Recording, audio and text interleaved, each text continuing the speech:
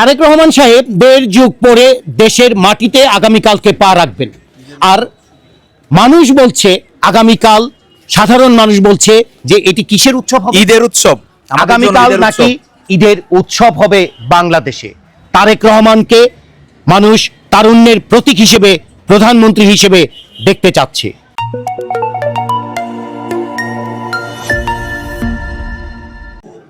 এই মুহূর্তে মুন্সিগঞ্জ 2 নির্বাচনী এলাকার টুঙ্গিবাড়ি বাজারে রয়েছি।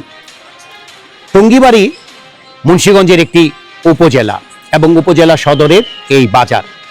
এই বাজারের যারা মধ্যবয়সী এরকম ভোটারদের মুখোমুখি হচ্ছি। আগামীকাল তারেক রহমান দেশে প্রত্যাবর্তন করবেন। আগামীকাল তারেক রহমানের প্রত্যাবর্তনে আপনারা কি তাকে স্বাগত জানানোর জন্য ঢাকার এয়ারপোর্টে যাবেন? যাবেন ইনশাআল্লাহ, যাবো ইনশাআল্লাহ, ইনশাআল্লাহ অবশ্যই যাব। যাবেন? অবশ্যই যাব। যাবেন ইনশাআল্লাহ। তারেক রহমান সাহেব আগামীকাল 25 ডিসেম্বর দীর্ঘ 1.5 যুগ পরে দেশে মাটিতে পা রাখবেন। এই বিষয়টিকে আপনারা মুন্সিগঞ্জ 2 আসনের টুঙ্গিবাড়ি এলাকার মানুষ হিসেবে কিভাবে দেখছেন? আমরা এটারে তার এই জীবনের 18 বছর দেশের বাইরে থাকার পরে আগামীকাল দেশে আসতেছে। এই ইসে আমাদের আশা করি সারা বাংলাদেশে ধানের শীষের বিজয় এবং আনন্দ এবং সর্বাধিক একটা ভালো পরিবেশে এই দেশ চলবে এবং ওনার যদি রাষ্ট্রপ্রধান হয় আরো ভালো ওনায় কাজ করব ইনশাআল্লাহ, এটা আমরা আশাবাদী। আপনি কিভাবে দেখছেন তারেক রহমান সাহেবের দেশের প্রত্যাবর্তন বিষয়টি?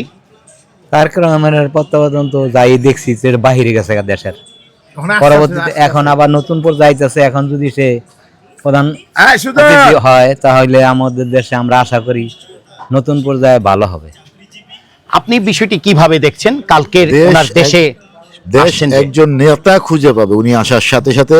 ওনার মতো নেতৃত্ব এই মুহূর্তে বাংলাদেশে নেই। উনি আসলে বাংলাদেশ নেতৃত্ব শূন্য একটা ভাব যে আছে, সেই জায়গাটা আমরা পরিপূর্ণভাবে পূরণভাবে আশা করছি। মানুষের মনে উচ্ছ্বাস এবং আনন্দ মিছিল আগামীকাল হবে ইনশাআল্লাহ তারেক রহমান দেশে আইলে।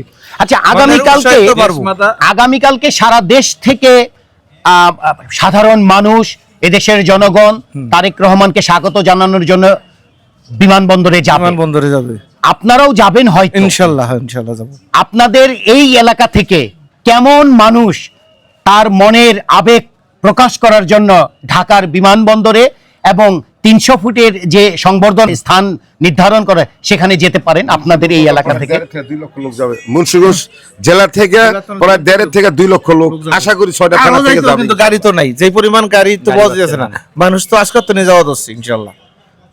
লক্ষ লক্ষ লোক যাইতে রাজি আছে। 98% ভোটার যারা 98% যাইতে রাজি আছে তার স্বাগত জানানোর জন্য। আগামীর প্রধানমন্ত্রী হিসেবে আপনারা কাকে দেখতে চাচ্ছেন? অবশ্যই তারেক রহমানকে। দেশমাতা খালেদা জিয়ার যোগ্য উত্তরসূরি, শহীদ জিয়ার যোগ্য উত্তরসূরি তারেক রহমান। তারেক রহমান জিন্দাবাদ। এই মুহূর্তে বাংলাদেশে তারেক রহমানের মতো একজন নেতার একান্ত প্রয়োজন। দেশ যে ব্যাকফুটে চলে গেছে শেখ হাসিনার লুটেরা বাহিনী লুটতরাজের কারণে, সেখান থেকে দেশকে উদ্ধারের জন্য তারেক জিয়াকে একান্ত প্রয়োজন। এটা আমরা মনে করি মুন্সিগঞ্জের মানুষ। আপনারা কি একই জিনিস ভাবছেন? আমরা একই, যে কথা বলছে ভাই, যে কথা বলছে ওই কথাতে আমরা সবাই একমত এবং ইনশাআল্লাহ আমরা ওনাকেই আমরা এই প্রধানমন্ত্রী হিসাবে আমরা এই বাংলাদেশে তারেক জিয়াকে আমরা দেখতে চাই। তারেক রহমান সাহেব 1.5 যুগ পরে দেশের মাটিতে আগামীকালকে পা রাখবেন। আর মানুষ বলছে আগামীকাল, সাধারণ মানুষ বলছে যে এটি কিসের উৎসব হবে? ঈদের উৎসব। আগামীকাল নাকি ঈদের উৎসব হবে বাংলাদেশে।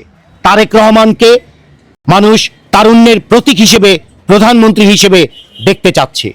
দেখা যাক আগামীতে তারেক রহমান সাধারণ মানুষের, যারা এতক্ষণ কথা বললেন, তাদের আশা কিভাবে পূরণ করবেন সেই দিকে আমরা তাকিয়ে রইলাম।